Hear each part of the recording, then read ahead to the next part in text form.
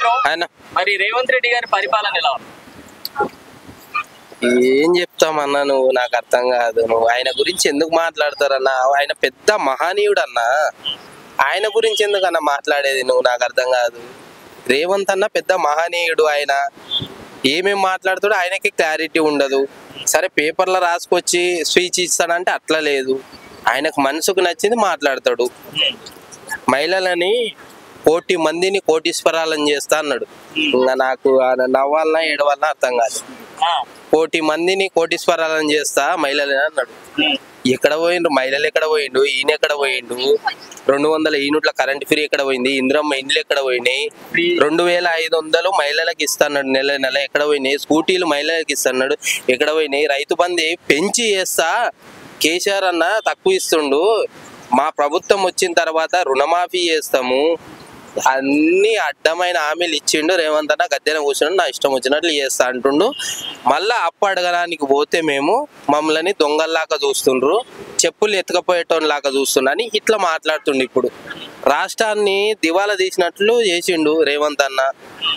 ఇప్పుడు ఏం మాట్లాడలేము రేవంత్ అన్న గురించి. సో ఏం చేస్తాడో, ముందు ముందు మంచి చేస్తాడు అనుకుంటే అసలు ఏం చేస్తలేడు. ఈ రోజు రైతు బంధు వేస్తే భూమి అన్న రైతు దున్నుతుండే. సో అటువంటిది రైతు బంధు వేయకుండా మొత్తానికి బంద్ చేసి పడేసిండు. ఇప్పుడు పింఛన్ పైసలు అన్న, పేద ప్రజల పింఛన్ పైసలు వాళ్ళ జీవితం మొత్తం దాని మీదనే అన్న. వాళ్ళకు అమ్మ నాన్న లేకపోతే, ఆలన పాలన ఎవ్వరు లేకపోతే ఇప్పుడు ఆ పింఛన్ పైసలతోటే వాళ్ళు 4 రోజులు తిండి తిప్పలు ఎట్లన్నా ఉంటారు. అటువంటిది 2-3 సార్లు పేద ప్రజలై నువ్వు పింఛన్ బంద్ చేస్తే ఎట్లన్నా పేద ప్రజల పింఛన్ బంద్ చేస్తారా? మరి ఇట్లా హైడ్రా పెట్టి పేద ప్రజల ఇండ్లు మొత్తం కూలగొట్టుకుంటా, ఇది కాదన్న ప్రభుత్వం చేయాల్సింది. పేద ప్రజల ఇండ్లు అన్న కూలగొట్టాల్సింది నాకు అర్థం కాదు. సరే నాగార్జున గారి కన్వెన్షన్ హాల్, అదే ఫంక్షన్ హాల్ కూలగొట్టిన మంచిది, కూలగొట్టండి. ఎందుకంటే కోట్లు ఉన్నాయి ఆయన దగ్గర. సో పేద ప్రజలు ఏం చేసినా ఎంతో కష్టపడి భూములు అమ్ముకొని లోన్లు తీసుకొని ఇల్లు కట్టుకుంటే పేద ప్రజలు ఇండ్లు కూలగొడతారన్న. మూసి ముద్దుగా చేస్తా అంటాడు. ఏదన్నా మళ్ళీ మూసి ముద్దుగా చేసినావా? ఏదన్నా ఇంతవరకు అండర్ గ్రౌండ్ నుంచి గిట నువ్వు మూసి ముద్దుగా చేయొచ్చు. పేద ప్రజలు ఎవరివి ఇండ్లు కూలగొట్టుకోకుండా అండర్ గ్రౌండ్ నుంచి గిట చేయొచ్చు. అటువంటి చేస్తలేడు. మరి ప్రభుత్వం ఏం చేస్తుందో అర్థమైతలేదు. ఢిల్లీకి పోతే నన్ను ఎవరు నమ్ముతలేడు, నా పేరే తెలియదు అంటుండు, ఎవరు నమ్ముతలేరా అంటుండు.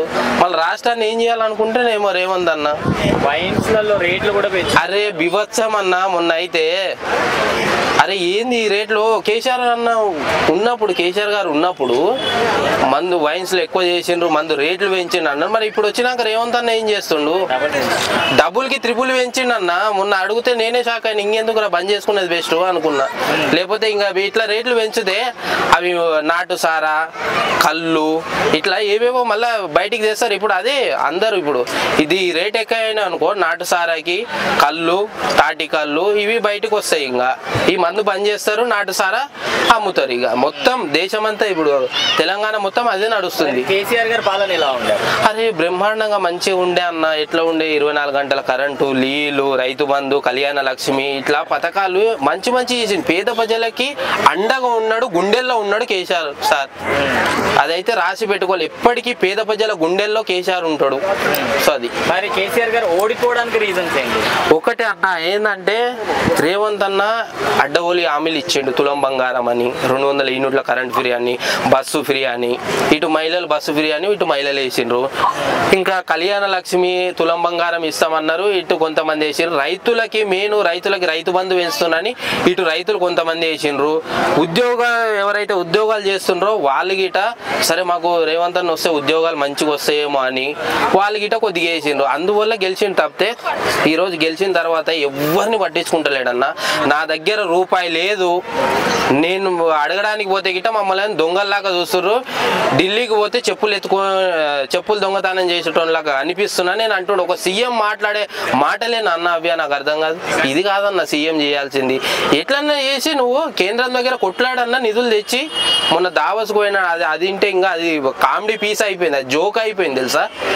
దావస్కు పోయి నేను ఎన్ని 1800 కోట్లు తెచ్చినని ఏడబెట్టిండు 1800 కోట్లు ఒక ఐటీ కంపెనీ తెరిచిండా ఈడ లేకపోతే ఏం చేసిండు మళ్ళీ ఏవి పైసలు ఏవి ప్రభుత్వం దగ్గర 1800 కోట్లు ఎక్కడ పోయినాయి ఒక ఐటీ కంపెనీ తెరిచిండా ఏది మళ్ళీ ఇవన్నీ లేకుండా అన్ని పైకి మాత్రమే చెప్తుండు మొత్తం టూరిజం లాగా మొత్తం తిరిగి వచ్చి దేశాలు మొత్తం తిరిగి వచ్చిండు ఈడ తెలంగాణ ప్రజల పైసలు ప్రభుత్వం పైసలు వాడుకొని నువ్వు అంతా అక్కడ దావోస్కి అదంతా తిరిగి వచ్చినట్లుంది తప్పితే నువ్వు వీడికి ఏం తెలియ కేసీఆర్ సార్ ఉన్నప్పుడు ఆ రోజు ఐటీ మినిస్టర్ రామన్న ఉన్నప్పుడు కేటీఆర్ గారు ఎన్ని కంపెనీలు తెచ్చిండు అన్న ఎట్లా ఉందన్న అసలు అమెరికా డల్లాస్ లాగా అసలు ఎట్లా కనిపిస్తుంది హైదరాబాద్ కలకలలాడేదన్న ఈరోజు ఏమి డెవలప్మెంటింగ్ లేకుండా రోడ్లు వేయకుండా రైతు బంధు లేకుండా కళ్యాణ లక్ష్మి లేకుండా కళ్యాణ లక్ష్మి తులం బంగారం రాగానే ఒకటి ఏం చేసిండంటే ఫ్రీ బస్ ఒకటి పెట్టిండు ఇక భార్య భర్తలకి లొల్లి పెట్టిండు ఎట్లా అంటే ఇప్పుడు ఏమన్నా సరే అన్న